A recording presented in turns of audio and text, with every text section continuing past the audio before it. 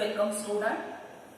In previous lecture we have already completed the blood pressure, then the types of blood pressure. Now today we will start with next point, that is the measurement of blood pressure. How that blood pressure is measured. Now we know that the blood pressure means it is a pressure created by the blood on the wall of artery, that is known as arterial blood pressure. Now we also know that the arterial blood pressure is of two types. First is a systolic blood pressure and second one is a diastolic blood pressure. So systolic blood pressure means that is a pressure created by the blood on the wall of artery during ventricular systole, and that is considered as 120 mm of Hg. The diastolic pressure is also pressure that is created in the arterial wall, but that is during ventricular diastole.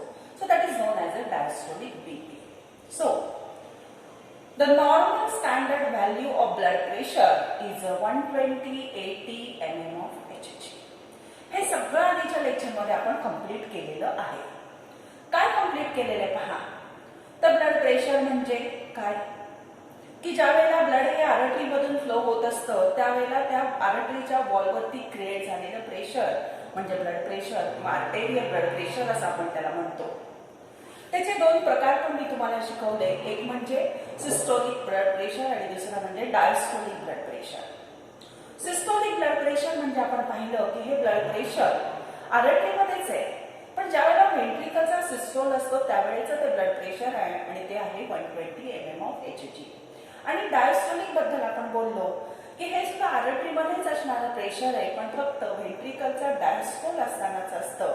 आणि systolic BP आपण म्हणतो 120 mm of Hg आणि diastolic BP असतं 80 mm of Hg. मग पहा, हे normal adult healthy पर्सनचं blood प्रेशरची व्हॅल्यू झाली.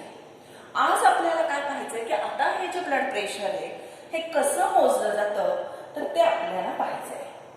So first point is BP is measured in the artery. आपल्याला सगळ्यांना माहिती आहे की ब्लड प्रेशर कशात मोजतात. That BP is measured in arteries. Arteries मध्ये ब्लड प्रेशर मोजलं जातं. आणि such a blood pressure is measured by an instrument which we known as a sphygmomanometer.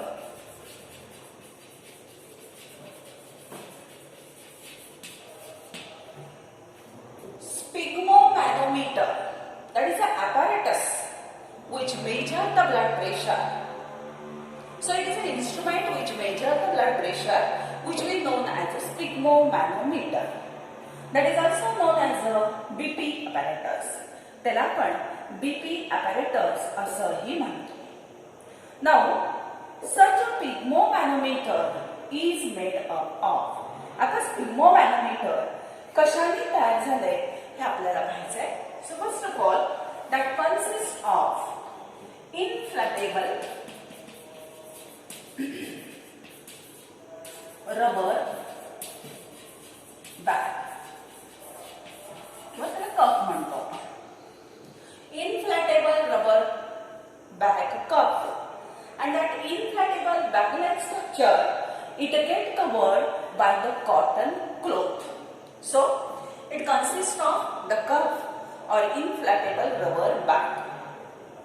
Then it also consists of two rubber tubes. Two rubber tubes. It consists of two rubber tubes.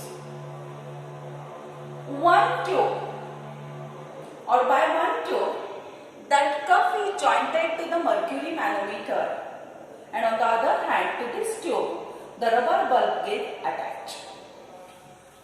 Now it consists of mercury manometer,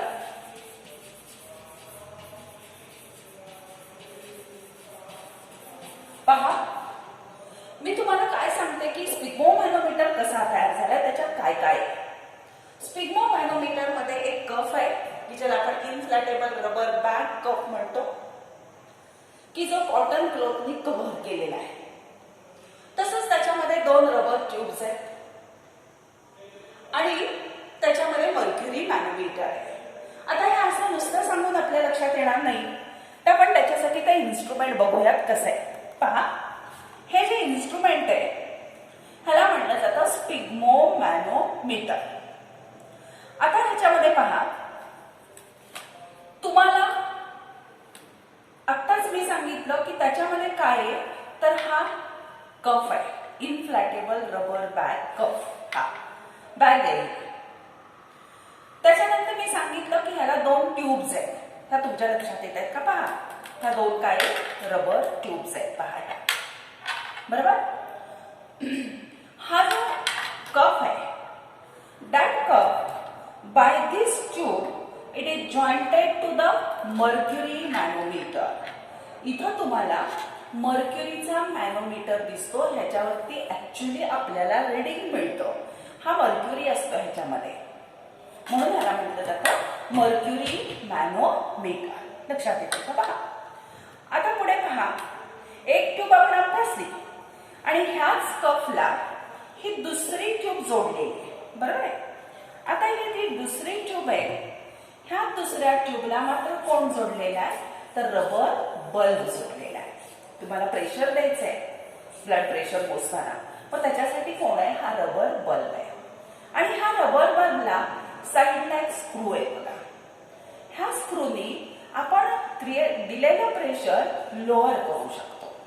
मग असा हा तुमचा sphygmomanometer आहे. पहा की ज्याच्यामध्ये हा mercury मॅनोमीटर आहे, ह्या 2 ट्यूब्स आहेत, त्यापैकी एक ट्यूब मर्क्युरी मॅनोमीटर आणि ह्या तुमच्या कफला जोडलेली आहे, आणि ह्याच कफला पुन्हा हा एका ट्यूबला असलेला रबर बल्ब जोडलेला आहे. ठीक आहे, तर ह्याला म्हटलं जातं स्पिग्मोमॅनोमीटर. मग तेच मी तुम्हाला आता सांगितलं की स्पिग्मोमॅनोमीटर कशापासून तयार झालेला आहे, असा तयार झालेला आहे. During the measurement of blood pressure, during measurement, the person is asked to lie in a sleeping condition or a position. During measurement, the person is asked to lie in sleeping condition.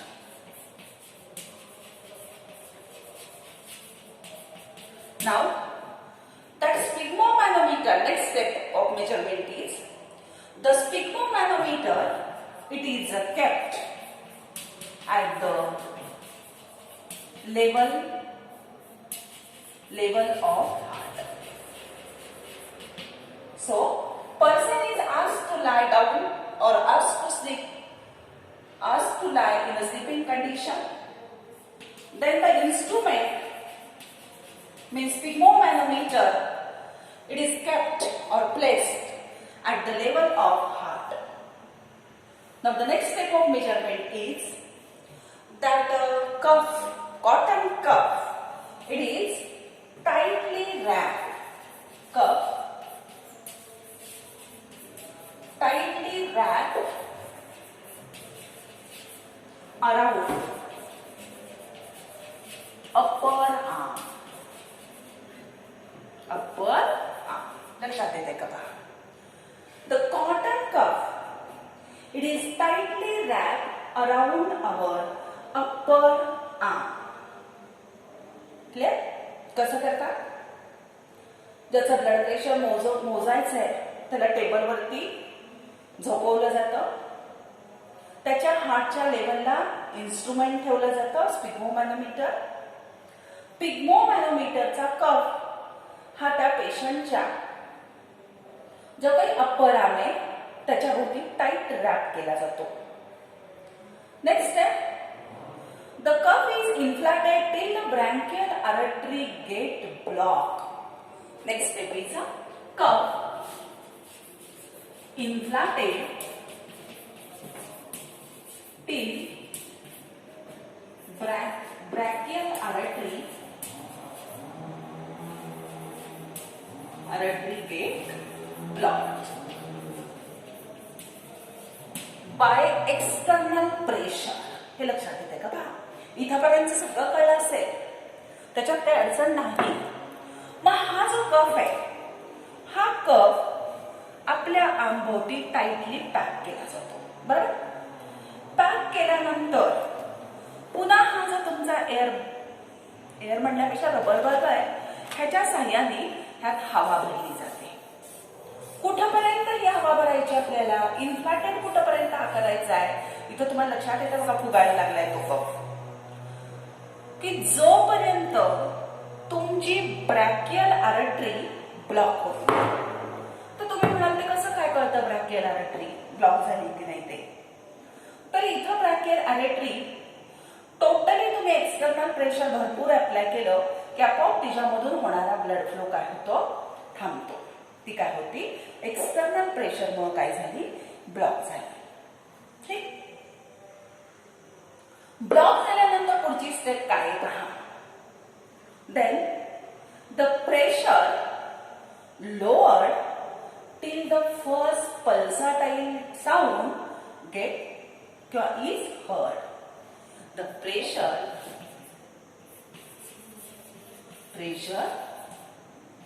lowered till the pulsatile sound is heard. आता तुम्ही काय करायचं next स्टेपला, त्या स्क्रूच्या साह्यानं ते pressure काय करायचं, लोअर करायचं. कुठपर्यंत लोअर करायचं, till the pulsatile sound is heard. आता पल्साटाईल साऊंड कसा हर्ड करतं किंवा कसा आपल्याला ऐकू येईल, तर त्याच्यासाठी आपल्याला स्टेथोस्कोप लागतो. तो स्टेथोस्कोप तुमच्या इथं आममध्ये असणाऱ्या ब्रॅकियल आर्टरीवरती लावला की साऊंड तुम्हाला ऐकू येतो. ठीक आहे, मग तुम्ही काय काम केलं, तर पेशंटला झोपवलं, त्याच्या आंभोवती तो कफ रॅप केला, गुंडाळून ठेवला त्याला, त्याच्यानंतर प्रेशर अप्लाय केलं, कुठपर्यंत तो इन्फ्लॅटेबल केला, जोपर्यंत तुमची ब्रॅकियल आर्टरी ब्लॉक होत नाही तोपर्यंत. ब्रॅकियल आर्टरी ब्लॉक झाली की तुम्ही नेक्स्ट स्टेप काय केली, तर त्या स्क्रूच्या साह्यानं जे काही प्रेशर होतं तुम्ही दिलेलं ते हळूहळू तुम्ही लोअर केलं. आणि कुठपर्यंत लोअर केलं, जोपर्यंत तुम्हाला पल्साटाईल साऊंड ऐकू येत नाही तोपर्यंत. आणि एकदा का पल्साटाईल साऊंड तुम्हाला ऐकू आला की pressure indicated in the manometer is recorded. Now at that time the pressure indicated in manometer is recorded, and that is systolic blood pressure. एकदा तुम्हाला एअर लोअर करत असताना, प्रेशर लोअर करत असताना साऊंड आला, त्या साऊंडला मॅनोमीटर तुम्हाला रिडिंग दाखवतो. आणि ते रिडिंग म्हणजे तुमचं काय असतं, तर ते रिडिंग म्हणजे असतं तुमचं सिस्टोलिक ब्लड प्रेशर. बरोबर, आता further pressure is lower down. आणखी आपण प्रेशर लोअर डाऊनची प्रोसेस चालूच ठेवायची. So pressure in the cup is a further lower down till the pulsatile sound cannot be heard. So next, further pressure lower. कुठपर्यंत,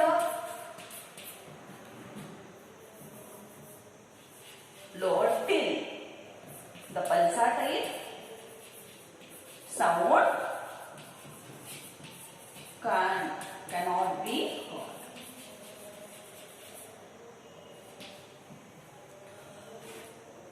pressure release करायचं चालूच ठेवायचं. मग अशी एक स्टेप येते की ज्या स्टेपला तुम्हाला त्याचा पल्साटाईल साऊंड ऐकू येत नाही due to smooth blood flow. Smooth blood flow सुरू झाला की आपल्याला त्याचा पल्साटाईल साऊंड ऐकू येणार नाही. And that indicate that is the diastolic blood pressure. लक्षात येते तुमच्या.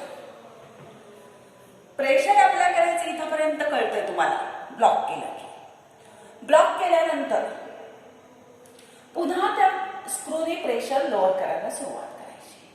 कुठेपर्यंत लोअर करायचं की पहिला तुम्हाला पल्साटाईल साऊंड ऐकू येतो.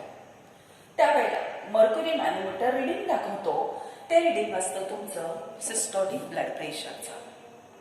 आणि पुन्हा ही एअर लोअर करायची प्रोसेस, प्रेशर लोअर करायची प्रोसेस चालूच ठेवायची. कुठेपर्यंत? जोपर्यंत आवाज ऐकू येत नाही तोपर्यंत. आणि मग आवाज का ऐकू येत नाही तर तो काय दाखवतो की तुमचा आता स्मूथ ब्लड फ्लो चालू झालेला आहे आर्टरीमध्ये. आणि मग तेही रिडिंग तुम्ही नोट डाऊन करायचं. ते रिडिंग असतं डायस्टोलिक ब्लड प्रेशरचं. लक्षात येत आहे? तर अशा पद्धतीनं ब्लड प्रेशर काय केलं जातं, ह्या इन्स्ट्रुमेंटच्या सहाय्यानं मोजलं जातं. आता ड्युरिंग मेजरमेंट तुम्हाला जे काही साऊंड मिळाले त्या साऊंडला एक तुमच्या पुस्तकानं शब्द वापरलाय, त्याला पल्साटाईल साऊंड तर म्हणतात, पण they are also known as Korotkoff sound. They are known as what? Korotkoff. लक्षात ठेवा, शब्द वेगळा शब्द आहे.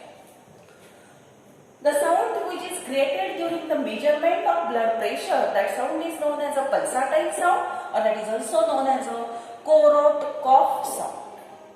ठीक आहे? हे झालं मेजरमेंट ऑफ ब्लड प्रेशर. आता एक लक्षात घ्या, हा पॉइंट पुस्तकात नवीन आलेला आहे, त्यामुळे ह्याच्याशी रिलेटेड असणारे क्वेश्चन्स आपल्याकडे एमसीक्यूच्या फॉर्म मध्ये नाही आहेत. मग ह्याच्याशी रिलेटेड काय विचारलं जाऊ शकतं? नॉर्मल ब्लड प्रेशर बद्दल विचारतील किंवा कशाच्या साह्यानं ब्लड प्रेशर मोजतात हा क्वेश्चन विचारतील, किंवा तिथं कोण असतं मॅनोमीटर मध्ये, कुठला धातू असतो, मर्क्युरी असतो ते विचारलं जाईल, किंवा तिथं जे साऊंड क्रिएट केले जातात हे साऊंडला काय म्हणतात असा क्वेश्चन विचारला जाईल. किंवा आणखीन हाही क्वेश्चन तिथं तयार होईल की ज्या वेळेला तुम्ही तो रॅप करता कफ तुमच्या आर्मभोवती, त्यावेळेला तुम्ही कुठली आर्टरी ब्लॉक करता, तर ब्रॅकियल आर्टरी असते. तर ह्या गोष्टी तुम्ही लक्षात ठेवा. ह्याच्याशी रिलेटेड काही क्वेश्चन्स पुस्तकामध्ये आपल्या अजून कुठल्याही नाहीये. ठीक आहे? That is about the blood pressure, measurement of blood pressure. आता मेजरमेंट ऑफ ब्लड प्रेशर शिकल्यानंतर आपल्याला पुढचा पॉइंट लगेच सुरू करायचा आहे. आणि तो कुठला आहे तर ते आहेत हार्टशी रिलेटेड असणाऱ्या आपल्या डिसऑर्डर. आणि मग त्यातली पहिली डिसऑर्डर आपल्याला शिकायला सुरुवात करायची आहे की जिला आपण म्हणतो hyper tension. So the next is a disorder. In that disorder, the first disorder is a hypertension. पुढचा point hypertension.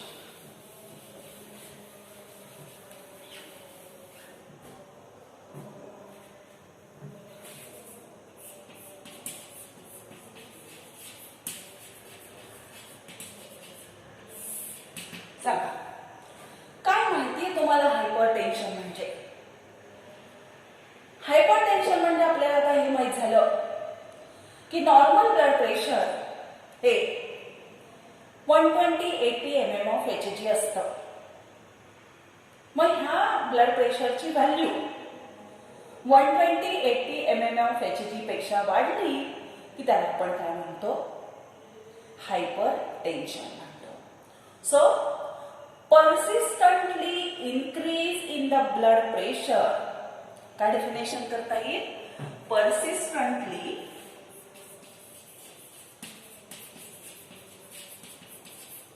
increase in blood pressure higher than the norm. किंवा persistently increase in the blood pressure than the normal म्हटलं तरी तुम्ही चालू शकेल. सततच तुमचा blood pressure normal value पेक्षा वाढतच राहतंय असं दिसतंय. तर we suffer from a disorder known as a hypertension. Now in some cases the blood pressure is a 140-90 mm of Hg. This blood pressure is known as a threshold blood pressure. Threshold blood pressure. Normal blood pressure पेक्षा systolic 140 झालं आणि diastolic 80 च्या ऐवजी 90 ने वाढलं, म्हणजे 90 mm of HG झालं, तर हे 180, 140 आणि 90 ह्याला म्हटलं जातं threshold blood pressure. In some cases, the blood pressure increases up to 180, 120 mm of Hg. Hypertension मध्ये ब्लड प्रेशर 180, 120 सुद्धा होतं, त्याच्याही वरती जातं, हायपर होतं याच्या सुद्धा. म्हणजे 180 झालं सिस्टोलिक आणि 120 झालं diastolic. And that blood pressure, this 180, 120 blood pressure is dangerous to our health. That is dangerous to our health. ते साधं नाहीये, ते आपल्या हेल्थला डेंजरस आहे. And this blood pressure, this hypertension, it damage our kidney, then brain, heart and our eyes also. लक्षात घ्या, हायपरटेन्शनचा त्रास आपल्या कुठल्या कुठल्या ऑर्गनला होता, कुठले कुठले ऑर्गन डॅमेज होतात हायपरटेन्शन मध्ये? किडनी डॅमेज होते, ब्रेन डॅमेज होतो, आपलं हार्ट डॅमेज होतं आणि तसंच आपले डोळे सुद्धा त्याच्यामुळे डॅमेज होऊ शकतात. लक्षात येत आहे? आता हार्ट मध्ये काय होतं हायपरटेन्शनच्या वेळेला? तर during hypertension our heart uses more energy for pumping the blood.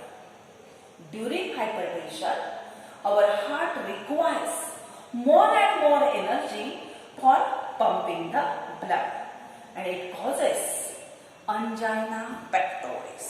So, during hypertension, काय सांगितलं पुढे मी? Heart require more energy. कशासाठी लागते more energy? For pumping the blood, and that causes a disorder which we known as a angina pectoris. So angina pectoris means what? Angina pectoris means it is a chest pain, and that chest pain is developed to the low blood supply to the cardiac muscle. लक्षात घ्या, तुमच्या हार्टला खूप प्रेशरने blood pump करायचंय, खूप जोराने काम करायचंय, म्हणून हार्टला एनर्जी खूप लागते. हार्टला एनर्जी जर खूप लागत असेल तर त्याच्या वर्किंग म्हणजे त्या कार्डियक मसलला वर्किंगला काय लागेल? भरपूर प्रमाणामध्ये ऑक्सिजन ब्लड लागेल. पण तुमच्या त्या कार्डियक मसलला तेवढा ब्लड सप्लाय हा होत नाही, आणि जर लो ब्लड सप्लाय तुमच्या कार्डियक मसलला झाला तर तिथं चेस्ट पेन येते, आणि ती जी चेस्ट पेन तयार होते त्या चेस्ट पेनला आपण काय म्हणतो? अंजायना पेक्टोरिस म्हणतो. नुसताच अंजायना पेक्टोरिस वरती भागत नाही, तर खूपच अपुरा ब्लड सप्लाय तुमच्या कार्डियक मसलला जर मिळत असेल तर तिथं दुसरी डिसऑर्डर निर्माण होऊ शकते. त्याला आपण म्हणतो myocardial infection. That is non as what? Myocardial infection. खूप काम करतंय तुमचं हार्ट, हायपरटेन्शन आहे तुम्हाला. हायपरटेन्शन आहे म्हणजे ब्लड प्रेशर 180, 120 आहे किंवा त्याच्यापेक्षाही जास्त आहे, जास्त जाऊ शकतं. अशा कंडिशनला हार्टला एनर्जी खूप लागते. एनर्जी खूप लागते म्हणजे त्याला काम खूप करावं लागतं. कोणाला? हार्टच्या मसलला, म्हणजे कार्डियक मसलला. मग कार्डियक मसलला तेवढा ब्लड फ्लो सप्लाय केला जात नाही, आणि तेवढा ब्लड फ्लो जर सप्लाय केला जात नाही तर कार्डियक मसल दोन प्रकारची लक्षणे दाखवतात. त्यातलं पहिलं म्हणजे अंजायना पेक्टोरिस आणि दुसरं म्हणजे मायोकार्डियल इन्फेक्शन. एक तर तुम्हाला चेस्ट पेन येईल किंवा मायोकार्डियल इन्फेक्शन ह्या शब्दाचा अर्थ असतो हार्ट अटॅक. हार्ट अटॅक सुद्धा आपल्याला त्याच्यामध्ये येऊ शकतो. लक्षात येत आहे? थोडं हायपर टेन्शन बद्दल आहे. आता आत्ताच आपण हे पाहिलं की हायपर टेन्शन मध्ये किडनी डॅमेज होते, ब्रेन डॅमेज होतं, हार्ट डॅमेज होतो, आईज डॅमेज होतात, बरोबर. आता पहा, किडनी डॅमेज होते कसं काय बरं? तर साधं गोष्ट आहे, किंवा तुम्हाला हे माहिती आहे की किडनी कडे आपलं ब्लड जातं कशासाठी? तर ब्लड मधले टाकाऊ सबस्टन्स किडनी काढून घेऊन बॉडीच्या बाहेर टाकते. हा किडनीला जो ब्लड सप्लाय आहे, त्या ब्लड सप्लाय मधलं सुद्धा ब्लड प्रेशर काय केलं जातं? वाढलं जातं. आणि जर तिकडं जाणारं ब्लड प्रेशर वाढलं तर तिथं असणाऱ्या ज्या कॅपिलरीज आहेत त्या फुटतात, आणि त्या जर फुटल्या तर प्रॉपर फिल्ट्रेशन काम किडनी करू शकत नाही. तिला काय होतं? डॅमेज होतं. तिथले नेफ्रॉन सुद्धा ब्रेक होऊ शकतात. ब्रेन बद्दल तर तुम्ही खूप काही ऐकून असाल की ब्रेन बद्दल काय सांगता येईल? ब्रेन मध्ये हिमोरेज होतं. During hypertension there is a haemorrhage in the brain. Haemorrhage means internal bleeding.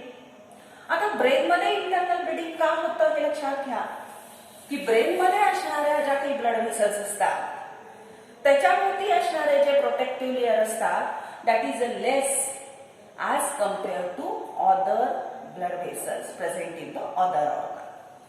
Brain मध्ये असणाऱ्या ब्लड व्हेसल्स भोवती जो काही प्रोटेक्टिव्ह टिश्यू असतो, प्रोटेक्टिव्ह लेअर असतो, तो इतर ब्लड कॅपिलरीशी किंवा ब्लड व्हेसल्सशी कम्पेअर केला असता कमी असतो. आणि एकदा जर ब्रेन मध्ये खूप हायपरटेन्शन जर झालं तर ब्रेन स्ट्रोक सुद्धा होऊ शकतो. ब्रेन स्ट्रोक जर झाला तर सगळ्या ब्रेन मधल्या कॅपिलरीज फुटतात, हिमोरेज होतं, इंटरनल ब्लिडिंग होतं, आणि तो व्यक्ती कोमामध्ये सुद्धा डायरेक्टली जाऊ शकतो. ठीक आहे. तर अशा पद्धतीचे डॅमेज आपल्या ब्रेनला होतं. आईज बद्दल पण मी सांगेन. आपले जे डोळे ह्याच्यामध्ये छोट्या छोट्या कॅपिलरीज असतात, आणि प्रचंड प्रमाणामध्ये जर ब्लड प्रेशर वाढलं तर वाढलेलं ब्लड प्रेशर ह्या डोळ्यामध्ये ज्या काही बारीक कॅपिलरीज असतात, कारण कॅपिलरीज कशा तयार झाल्या तुम्हाला माहिती आहे, थिन मेम्ब्रेननी त्या तयार झालेल्या आहेत. तर हा थिन मेम्ब्रेन त्या प्रेशरमुळे काय होऊ शकतो? ब्रेक होऊ शकतो, आणि डोळ्यामध्ये सुद्धा ब्लिडिंग होऊन आपल्याला ब्लाइंडनेस सुद्धा ह्या डिसऑर्डर मध्ये येऊ शकतो. म्हणजे आंधळेपणा येऊ शकतो, किडनी फेल्युअर होऊ शकतं, ब्रेन मध्ये हिमोरेज होऊन कोमामध्ये सुद्धा जाऊ शकतो, ब्रेन स्ट्रोक होऊ शकतो. अशा भरपूर साऱ्या डिसऑर्डर किंवा डॅमेज हे हायपर टेन्शन आपल्या बॉडीमध्ये घडतं. ही झाली पहिली डिसऑर्डर. आता ह्याच्यानंतर आपल्याला दुसरी डिसऑर्डर शिकायची आहे, ब्रेन हार्टशी रिलेटेड असणारी. त्या डिसऑर्डरचं नाव आहे CAD. पुढची डिसऑर्डर कुठली आहे? CAD. पहा, कोरोनरी आर्टरी डिसीज. CAD. ह्याला म्हणायचं coronary artery disease.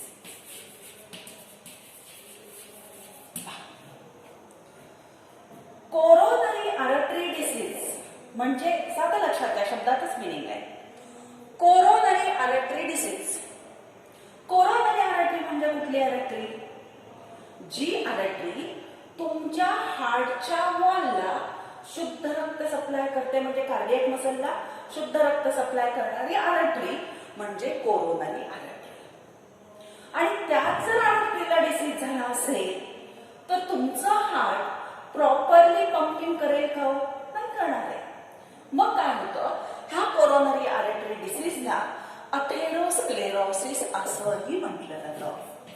Atherosclerosis.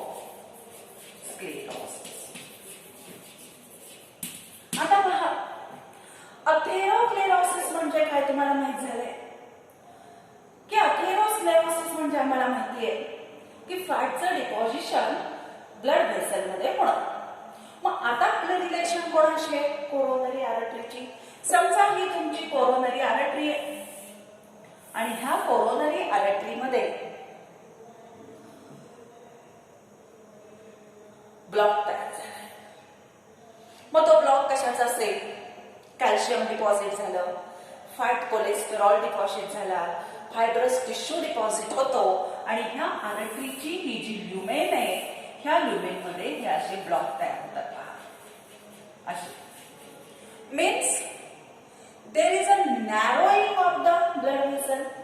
Blood वेसलची lumen काय झाली, नॅरो झाली.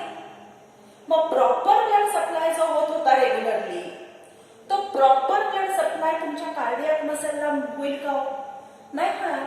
Means there is a reduction in the blood supply to the cardiac muscle, and that reduction in the blood supply to the cardiac muscle, it causes a disorder known as atherosclerosis or coronary artery disease. लक्षात ठेवा, coronary artery disease मला आपण atherosclerosis म्हणतो. म्हणजे coronary artery म्हणजे हार्टच्या cardiac मसलला रक्त supply करणारी, शुद्ध रक्त सप्लाय करणारी आर्टरी आहे ती. ही व्हेसल जी आर्टरी, तिच्यामध्ये calcium, fat, cholesterol, fibrous tissue deposit होतो आणि त्यामुळं त्या कोरोनरी आर्टरीची ल्युमेन काय झाली, रिड्यूस झाली. ल्युमेन नॅरो झाल्यामुळं कार्डियक मसलला जाणारा ब्लड फ्लो रिड्यूस झाला आणि त्यामुळं कार्डियक मसल आपल्या प्रॉपर वर्क करू शकत नाही. आणि कार्डियक मसलने जर प्रॉपर वर्क नाही केलं तर कार्डियक मसल दोन प्रकारची लक्षणं दाखवू शकतात. एक म्हणजे अंजायना पेक्टोरिस आणि दुसरं म्हणजे मायोकार्डियल इन्फेक्शन. अंजायना पेक्टोरिस म्हणजे मी सांगितलं की चेस्ट पेन येणं आणि मायोकार्डियल इन्फेक्शन ह्या शब्दाचा अर्थ असतो हार्ट अटॅक. अंजायना पेक्टोरिस जर तुम्ही विश्रांती घेतली तर त्याच्यातून तुम्ही बाहेर येऊ शकता, पण जर हार्ट अटॅक खूप जोराचा आला तर त्याच्यातून आपण बाहेर येऊ शकत नाही. That is about the coronary artery disease. ठीक आहे, ह्याला म्हणतात कोरोनरी आर्टरी डिसीज. आता ह्याच्यानंतर पुढची डिसऑर्डर आपल्याला शिकायची, ती डिसऑर्डर आहे अंजायना पेक्टोरिस. पहा, next disorder is angina pectoris.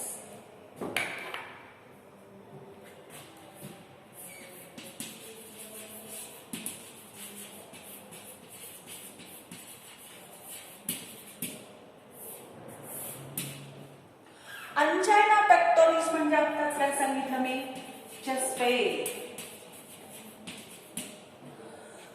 So angina pectoris is a chest pain. आणि ही चेस्ट पेन का येते तर that chest pain is due to reduction in blood supply to the cardiac muscle. This is due to reduction in blood supply to cardiac muscle. Cardiac मसलला blood supply कमी झाला तर chest pain येते, तिला आम्ही अंजायना पेक्टोरिस म्हणतो. आणि cardiac मसलला ब्लड सप्लाय का कमी होतो तर कोरोनरी आर्टरीमध्ये ब्लॉक तयार झालाय, ब्लॉकेज झालंय म्हणून. आता पहा, हे जे काही अंजायना पेक्टोरिस आहे, ह्या अंजायना पेक्टोरिसची दोन कारणं असू शकतात. ही cause is due to atherosclerosis and arteriosclerosis. हे कशामुळे होऊ शकतं तर एक म्हणजे अथेरोस्क्लेरोसिस आणि दुसरं काय सांगितलं मी, आर्टेरिओस्क्लेरोसिस. अथेरोस्क्लेरोसिस आत्ताच सांगितलं की कोरोनरी आर्टरीमध्ये ब्लॉक निर्माण झालाय फॅटचा, कोलेस्टेरॉलचा, तर ब्लड सप्लाय रिड्यूस होईल आणि चेस्टमध्ये पेन येईल, तो म्हणजे अथेरोस्क्लेरोसिस. आणि आर्टेरिओस्क्लेरोसिस म्हणजे काय तर आर्टेरिओस्क्लेरोसिस या शब्दाचा अर्थ आपल्याला माहिती आहे की ती जी कोरोनरी आर्टरी आहे, ती कोरोनरी आर्टरी एजनुसार समजा हार्डन झाली, इनइलास्टिक झाली आहे, तर अशी artery proper blood supply cardiac मसलला करणार नाही. आणि जर reduction in the blood supply to the cardiac muscle असेल तर कार्डियक मसल काय करेल, चेस्ट पेन तयार करतो. म्हणजे अथेरोस्क्लेरोसिस म्हणून पण अंजायना पेक्टोरिस होऊ शकतो आणि आर्टेरिओस्क्लेरोसिस म्हणून सुद्धा अंजायना पेक्टोरिस हे होऊ शकतं. की दोन्ही मध्ये जी काही ल्युमेन असते ब्लड व्हेसलची ही काय केली जाते, नॅरो केली जाते. आता ह्याच्यामध्ये काय दिसतं लक्षणं पहा. Heaviness in the chest. Chest pain तर आहेच नो डाऊट, पण चेस्ट मध्ये हेवीनेस येतो. Heaviness in chest. नंतर चेस्ट पेन. आता ही जी चेस्ट पेन असते ती अजून कशामध्ये असते. Chest pain in the lower jaw. Pain in lower jaw. Then neck. Then left shoulder. Left arm. ह्या सगळ्यामध्ये ही चेस्ट पेन असते. बॅकला सुद्धा जाते लक्षात घ्या. So chest pain in the lower जॉ, नेक रिजन मध्ये असते ती. लेफ्ट शोल्डर मध्ये जाते, तुमच्या लेफ्ट शोल्डर मध्ये जाते आणि लेफ्ट आर्म मध्ये. म्हणून आपण बघा खूप वेळेला म्हणतो डावा हात जर दुखायला लागला तर आपण म्हणतो लगेचच दवाखान्यात जाऊ नये. का तर खूप जर डावा हात आपला दुखत असेल तर आपल्याला शक्यता अशी वाटते की अंजायना पेक्टोरिस तर नाहीये ना, म्हणून आपण काय करतो डॉक्टरांच्याकडे जातो. म्हणजे ही चेस्ट पेन स्प्रेड होते, हार्ट पासून निघते, तुमच्या नेक मध्ये जाते, लोअर जॉला जाते, तुमच्या लेफ्ट शोल्डरला जाते, लेफ्ट आर्मला जाते, बॅक साइडला जाते. तर ही सिम्पटम्स कशामध्ये दिसतात, तर ह्या अंजायना पेक्टोरिस मध्ये दिसतात. आता अंजायना पेक्टोरिस जसं आता मी तुम्हाला सांगितलं ह्या दोन कारणामुळे होऊ शकतो, तसं हेवी एक्झर्शन जर तुम्ही केलं, एक्झरसाइज जर तुम्ही केलं तर that exercise also causes the angina pectoris. Angina pectoris अजून कशामुळे होऊ शकतो, एक्झरसाइज. एक्झरसाइज जे तुम्ही करता ह्या एक्झरसाइज मुळे सुद्धा काय होतं, during exercise our heart require more and more oxygen for pumping the blood. But there is a reduction in the supply of oxygen to the cardiac muscle. It also causes a chest pain, and that chest pain is due to the exercise and it disappear with the rest. हे लक्षात ठेवा. कधीच व्यायाम केला नाही आणि एकाच दिवशी आपण उठलो आणि 4-4-5-5 तास जर आपण एक्झरसाइज केली की हार्टला भरपूर प्रमाणामध्ये तुमच्या प्रत्येक पेशीला ऑक्सिजन सप्लाय करावा लागतो ब्लड मार्फत, म्हणजे त्याचं वर्किंग वाढतं. हार्टचं वर्किंग वाढलं की कार्डियक मसलला सुद्धा ऑक्सिजनचा सप्लाय कसा लागतो, कारण कार्डियक मसलच हार्टचं वर्किंग करतात. म्हणजे कार्डियक मसलला सुद्धा खूप ऑक्सिजन लागतो. तेवढा जर ऑक्सिजन कार्डियक मसलला मिळाला नाही तर त्या पुन्हा चेस्ट पेन तिथं तयार करतात आणि ती चेस्ट पेन म्हणजे सुद्धा कोण असतं, तर त्याला आपण अंजायना पेक्टोरिस असं म्हणतो. पण ही जी चेस्ट पेन असते, ही चेस्ट पेन तुम्ही जर रेस्ट घेतली तर डिसअपियर होते. एक्झरसाइजच्या वेळेला जी चेस्ट पेन येते that disappear during rest. That disappear during म्हणण्यापेक्षा with म्हणायचा शब्द. That disappear with the rest. During no. ठीक आहे. आता आणखीन एक थोडासा पॉइंट येतो तिथे सांगते. अंजायना पेक्टोरिसला नुसतं अंजायना असा शब्द वापरतात लक्षात घ्या. अंजायना पेक्टोरिस हा दोन प्रकारचा असतो. एक म्हणजे स्टेबल असतो आणि दुसरा म्हणजे अनस्टेबल असतो. स्टेबल असतो याचा अर्थ काय की स्टेबल म्हणजे तुम्हाला चेस्ट पेन दोन्ही मध्ये येणारच आहे, पण एक स्टेबल मध्ये जी चेस्ट पेन येते ती साधारणतः 5 मिनिटापासून 15 मिनिटापर्यंत राहते आणि 15 मिनिटानंतर आपल्याला विश्रांती घेतली की आपोआप फरक पडतो. त्याला आपण स्टेबल म्हणतो अंजायना पेक्टोरिस. आणि हा स्टेबल अंजायना पेक्टोरिस आपल्याला एक्झरसाइजच्यामुळे होतो, हेवी एक्झर्शनमुळे. किंवा इमोशनल स्ट्रेस तुम्ही घेतला, खूप थंडी असेल, एक्स्ट्रीम कोल्ड असेल, कोल्ड टेम्परेचर असेल, आणखी हेवी मील जरी तुम्ही प्रचंड प्रमाणामध्ये जर जेवण घेतलं, हेवी मील घेतलं तरी सुद्धा हा अंजायना पेक्टोरिस होऊ शकतो आणि तो स्टेबल असतो. विश्रांती घेतली की तो कमी येतो. पण जो अनस्टेबल अंजायना पेक्टोरिस असतो ह्याच्यामध्ये जी चेस्ट पेन येते लक्षात घ्या, ही चेस्ट पेन 15 मिनिटापेक्षा सुद्धा जास्त राहते. लक्षात ठेवा, किती वेळापेक्षा जास्त राहते? 15 मिनिटापेक्षा जास्त राहते.